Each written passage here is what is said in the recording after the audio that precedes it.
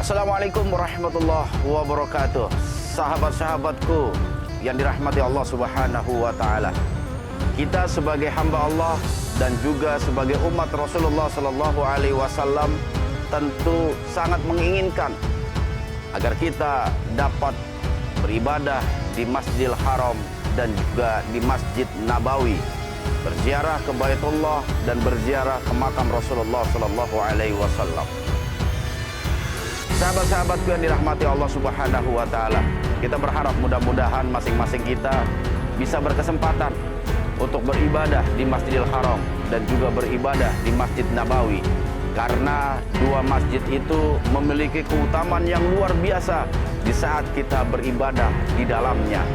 Sahabatku, mudah-mudahan Allah memberikan kemudahan kepada kita dalam rizki yang kita cari dan kita harapkan. Yang mana rizki tersebut tentu kita sebagai hambanya untuk selalu menggunakan di jalan Allah Subhanahu wa ta'ala. Tempat paling romantis itu bukan di Paris, tapi tempat yang paling romantis itu adalah Jabal Rahmah. Dan Rasulullah mengatakan barang siapa yang berdoa untuk urusan cinta, maka Allah akan kabulkan.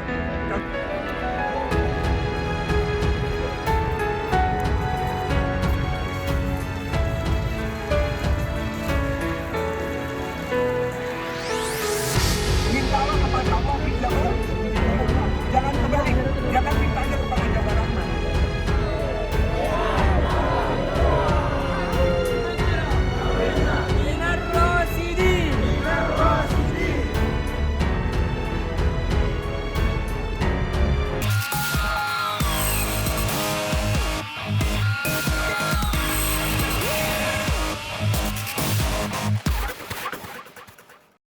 Apa kabar semuanya?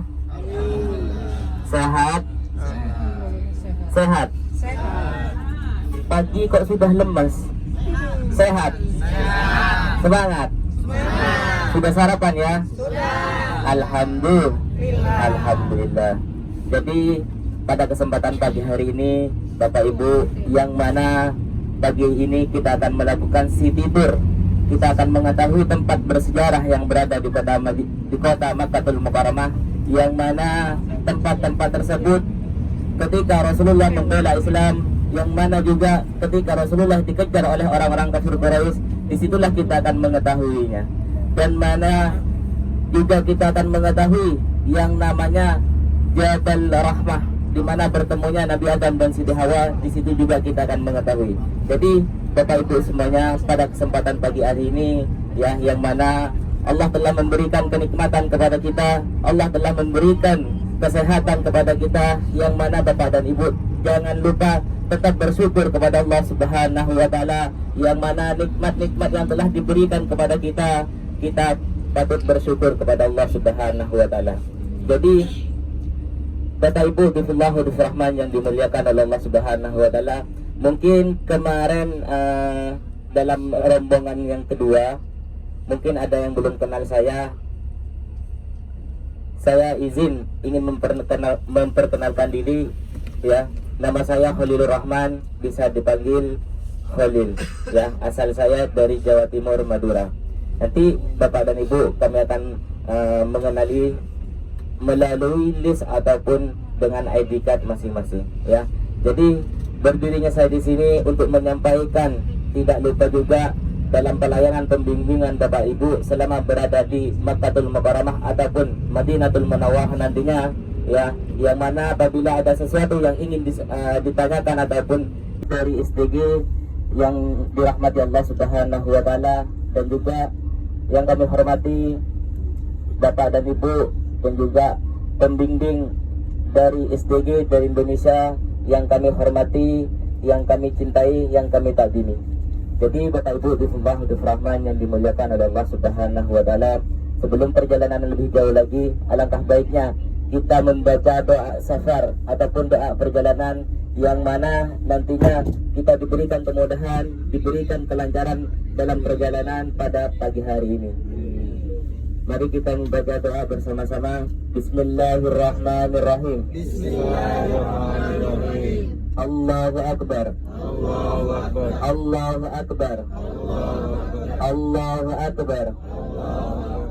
Subhanalladzi sakhkhara lana hadza wa ma kunna lahu muqrinin wa inna ila rabbina lamunqalibun. Allahumma inna nas'aluka fi safarina hadal birra wat taqwa wa minal amali ma tarda. Allahumma hawwin alaina fi safarina hada watwi anna bu'dahu. Allahumma anta sahibu fi safari wal khalifatu fil ahli.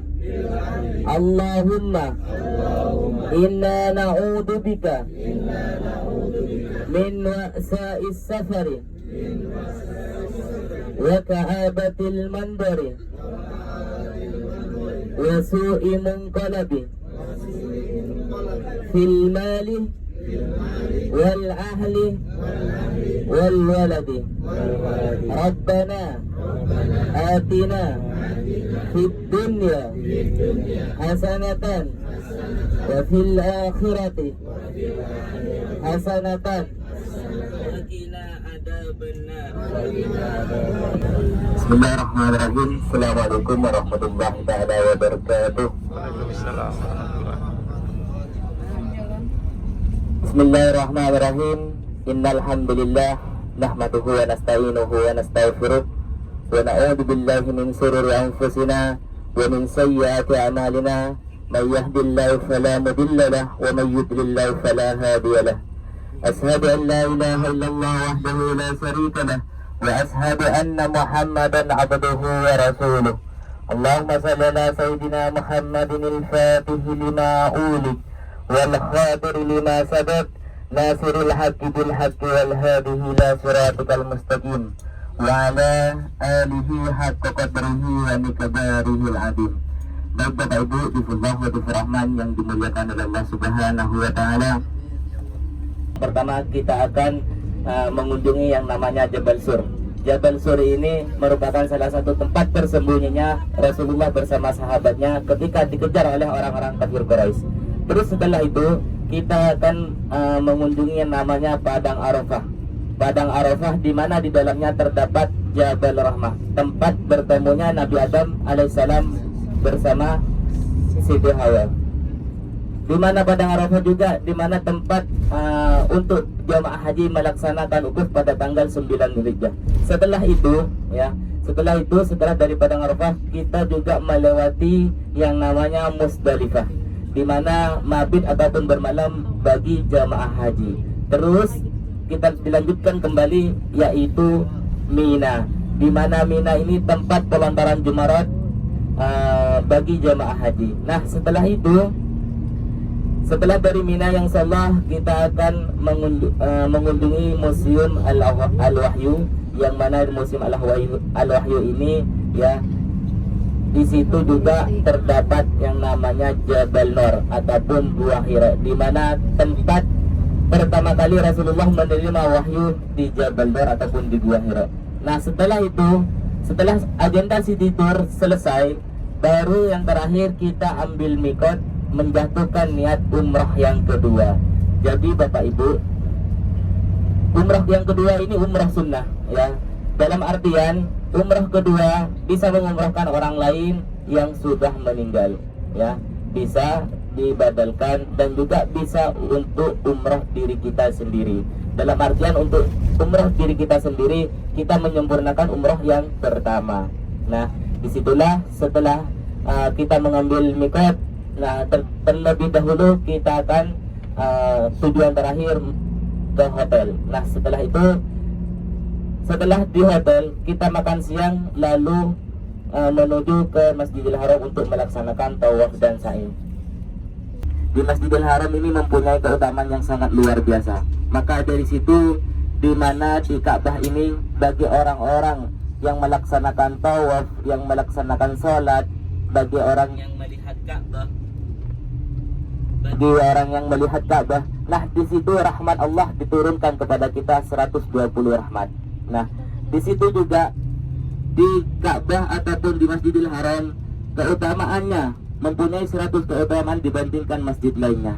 Nah, jadi mari kita berbanyak beribadah di Masjidil Haram ya, karena sesuatu keutamaan yang sangat mulia, yang sangat besar dan sangat luar biasa.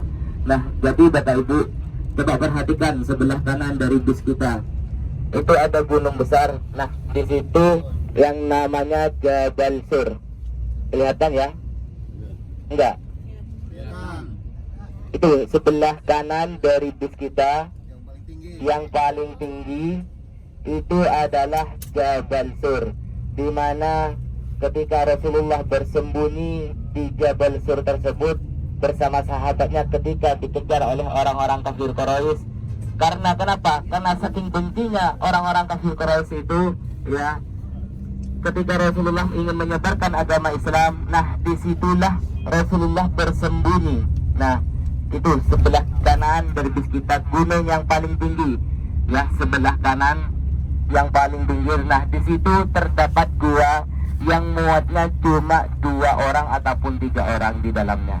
Nah, ketika itu ya, jadi mohon maaf di sini tidak bisa berhenti karena situasi ataupun tempatnya yang tidak memadai, kasihan supir takut kena tilang. Nah, jadi Bapak Ibu, kami lanjutkan untuk ceritanya saja ya.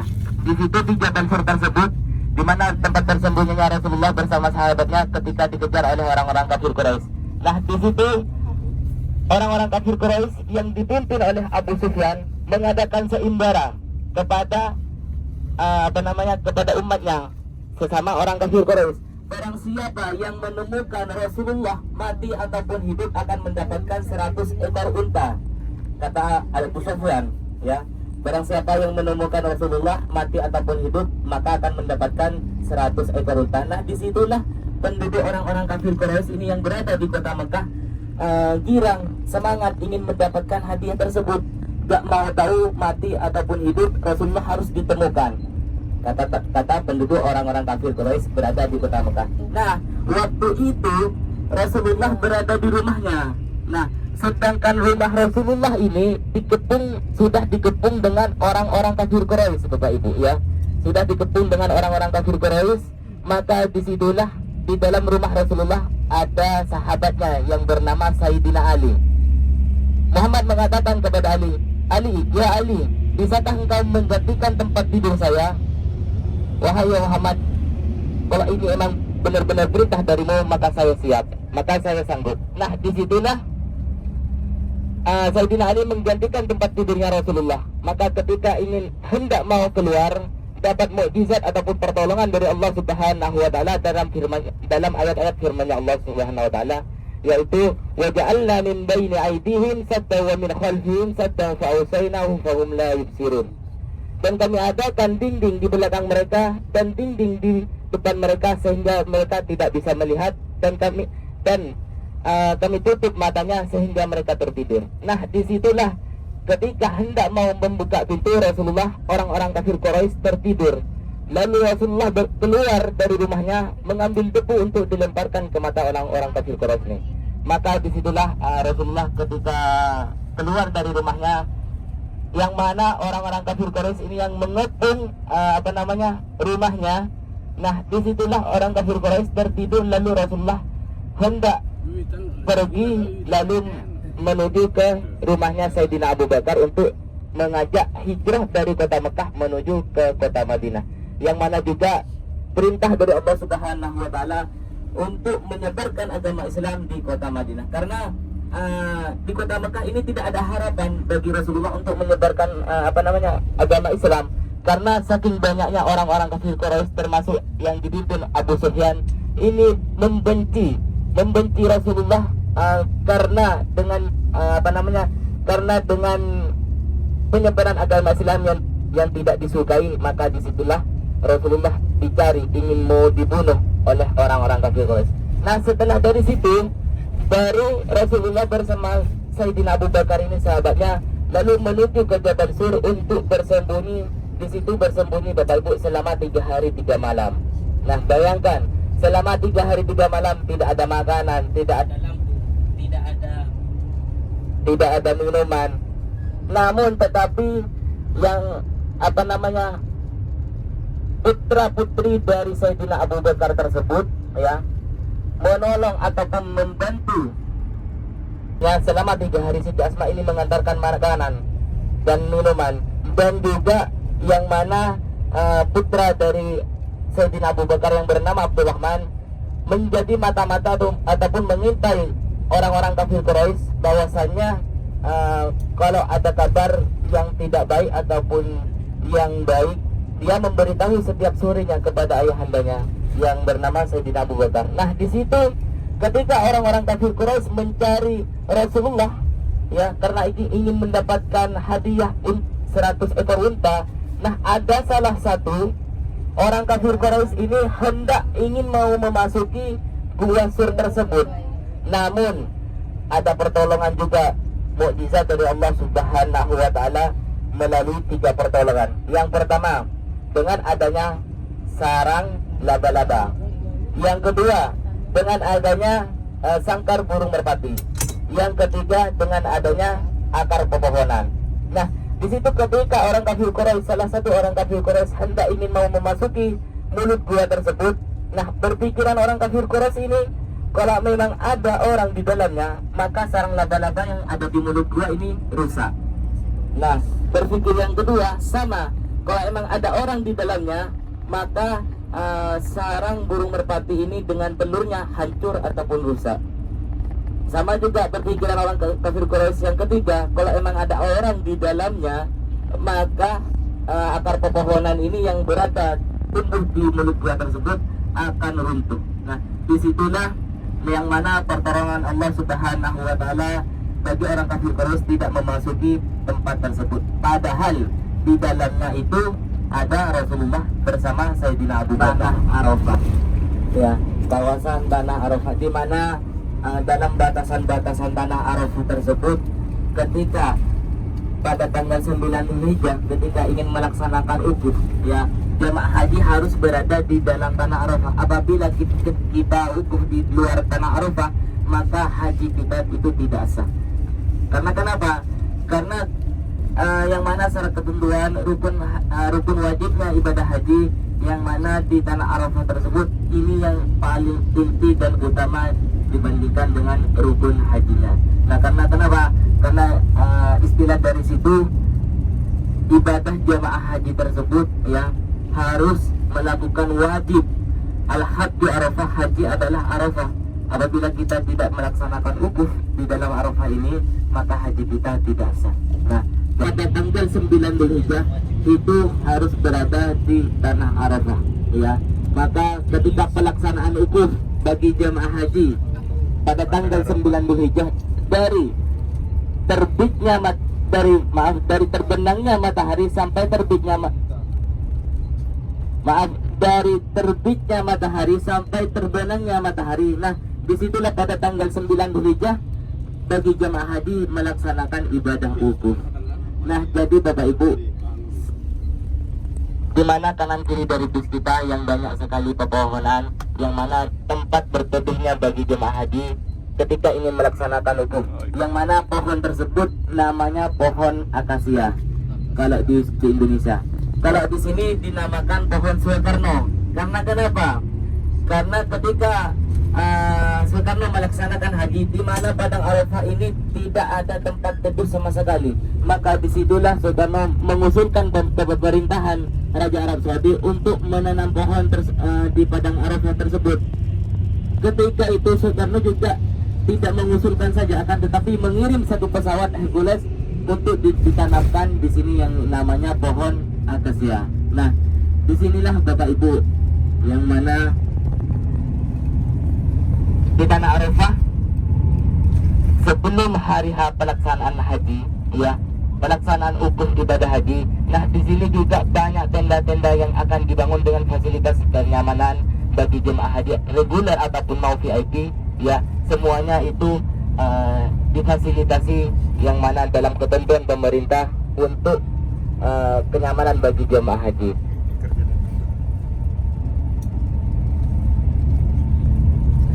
Nah, jadi juga di dalam Padang Arafah ini yang mana terdapat Jabal Rahmah, ketika bertemunya Nabi Adam dan Siti Hawa, manusia yang pertama diturunkan ke bumi. Nah, selama 200 tahun lamanya beliau berdua bertemu di Jabal Rahmah. Kita akan bisa mengetahui yang insyaallah kita akan turun di Jabal Rahmah tersebut, ya.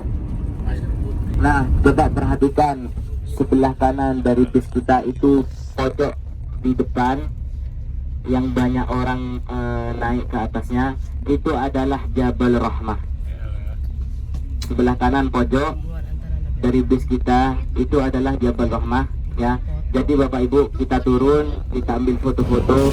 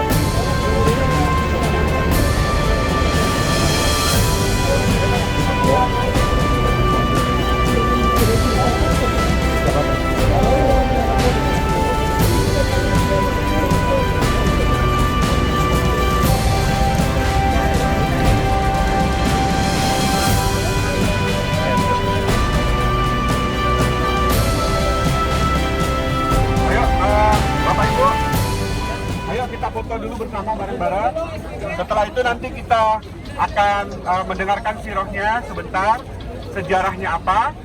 Posisinya menghadap ke sini ya. Jadi kita membelakangi Jabal Rahmah. Siap. Posisinya menghadap ke sini. Foto dulu sebentar, pakai banner sama SPG.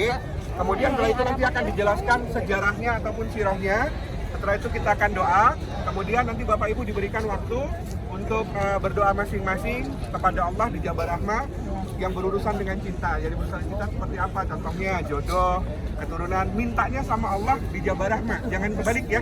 Jangan mintanya kepada Jabal Rahmah, tapi mintanya kepada Allah di Jabal Rahmah. Dan usahakan pada saat berdoa menghadap kiblat. Jangan menghadap ke gunung. Ya. Nanti kita kasih tahu arah-arah kiblat.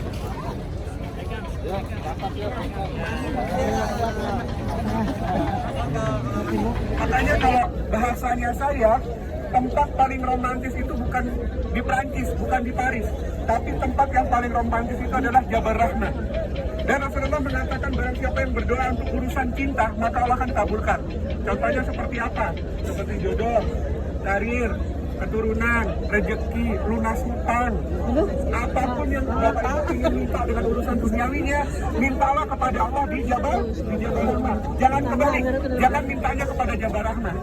Ya, nanti insya Allah setelah ini kami persilakan Bapak Ibu semuanya sekitar 15 menit ya. Sekarang, oke, 15 menit dari sekarang, mohon perhatikan benderanya. Kami akan panggil juga pakai pengeras suara.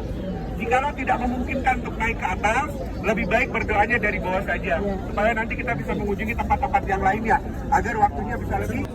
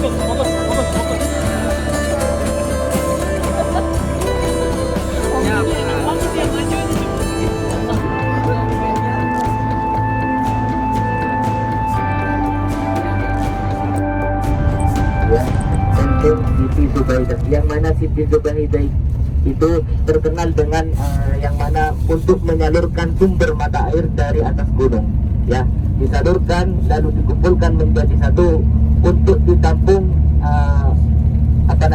dibagikan untuk para jemaah haji.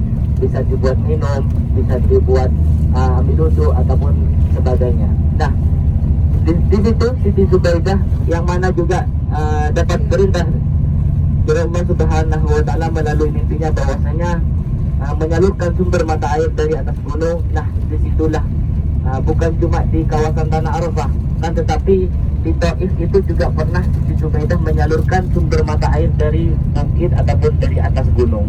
Dan juga sebelah kiri dari bis kita ini ada jalur rel kereta api yang menghubungkan dari Padang Arafah menuju ke Musdalifah ataupun ke Mina, yang menuju ke Musdalifah untuk mabit ataupun bermalam di Musdalifah tersebut. Nah, nanti di sini juga banyak tenda-tenda, karena di Musdalifah ketika sudah bermalam ataupun mabit di Musdalifah, maka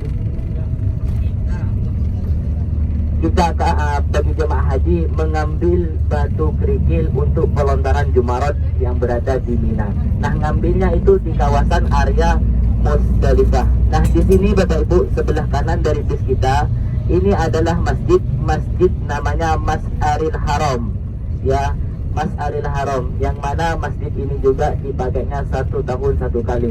Karena kenapa? Karena juga masjid tersebut Rasulullah pernah sholat di dalamnya ketika melaksanakan ibadah haji, sholat maghrib bersama isya, ya. Nah, di situ yang mana juga ayat firman Allah yang diturunkan di masjid Mas'aril Haram itu, yang mana bahwasanya faida afattum min arafatin fadkurullaha indah Mas'aril Haram. Maka apabila kamu bertolak balik dari tanah Arafah, dari padang Arafah, berzikirlah di masjid Mas'aril Haram tersebut. Nah, di situ juga jemaah haji ketika bermalam ataupun mabit di Musdalifah tersebut, maka ada sebagian yang sholat di masjid Mas'aril Haram itu. Nah, di sini kanan kiri banyak juga batu-batu kerikil. Di sini untuk mengambil batu kerikil yang dilontarkan ke Jumarat yang berada di Mina. Nah, bagi jemaah haji itu mengambil sebanyak 75 batu kerikil untuk pelontaran bagi nafar awal pada tanggal 10, 11, 12 bagi nafar awal, yang mana pelontaran pertama itu cukup Jumratul Ula saja sebanyak 7 lembaran. Nah, dilanjutkan hari berikutnya pada tanggal 11 Dzulhijjah itu pelontaran 3 lontaran. Dari Musdalifah itu ke Mina sangat dekat sekali.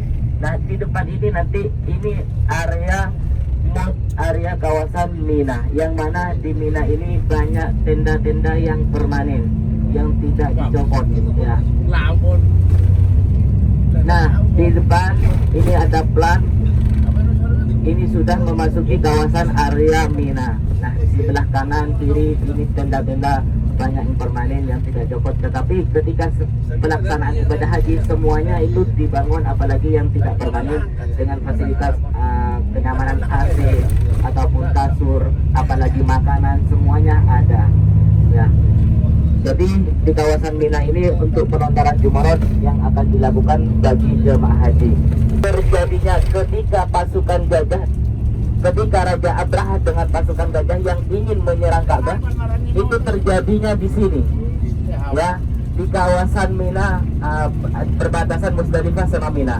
Terjadinya ketika Raja Abraha yang ingin terdapat Jumratul Ula, Jumratul Usta, dan Jumratul Aqabah. Nah, kanan kiri ini juga tenda-tenda bagi jamaah haji ketika ingin melontarkan Jumarat, berjalan menuju ke tempat situ.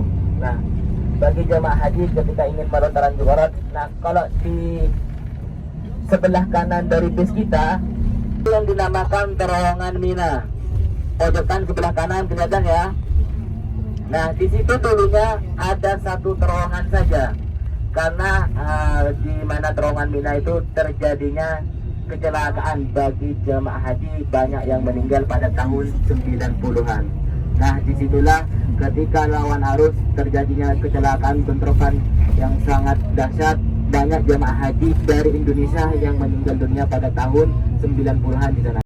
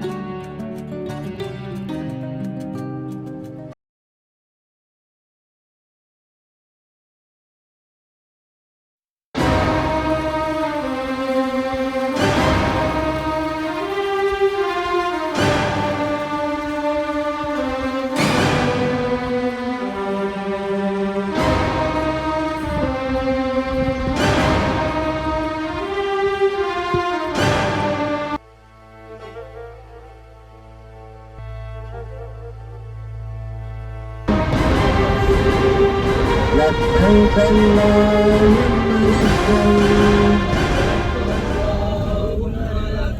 لبيك لبيك لا شريك لك لبيك لك لبيك إن الحمد والنعمة لك والملك لك.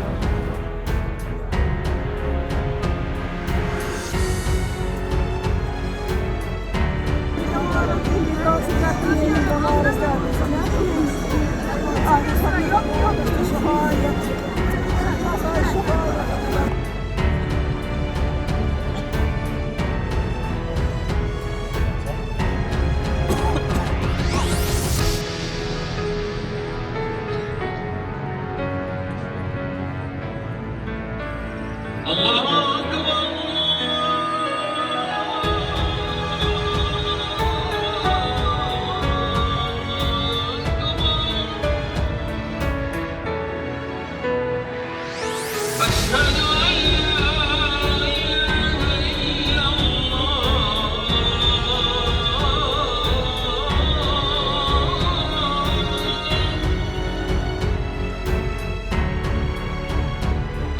Ayo